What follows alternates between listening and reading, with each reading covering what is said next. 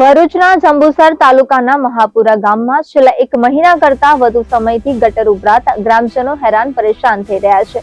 અનેકવાર રજૂઆત કરવા છતાં પંચાયત દ્વારા કોઈ પગલાં લેવામાં આવતા નથી।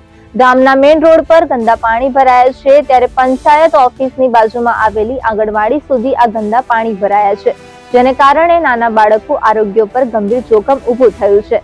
ગ્રામજનોએ તાત્કાલિક કાર્યવાહી કરી આ સમસ્યાના નિકાલની માંગણી કરી છે।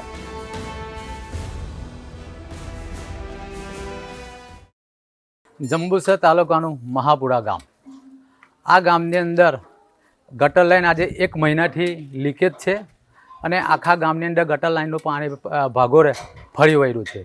વારંવાર રજૂઆત કરી, આપણે સરપંચ હોય, તલાટી હોય, કોન્ટ્રાક્ટર હોય કે પંચાયત બોડી હોય, દરેકને રજૂઆત કરી પણ કોઈના કાને આગ જતી નથી। અને બીજું કે આ ગામ એક અંજુ ગામ છે, વગર સરપંચ વગર ડેપ્યુટીનું ગામ છે, બાજુના ગામની અંદર છે, એટલે આ ગામમાં કોઈ જોવા પણ આવતું નથી। વારંવાર રજૂઆત કરે છે, અહીંયા રહીને આખું ગામ જાય છે, પછી સ્કૂલના છોકરા પણ અહીંયા રહીને જાય છે, આંગણવાડીના નાના નાના ભૂલકાઓ અંદર પડીને જાય છે, એક મજબૂર છે લોકો અહીં રહીને જવા માટે।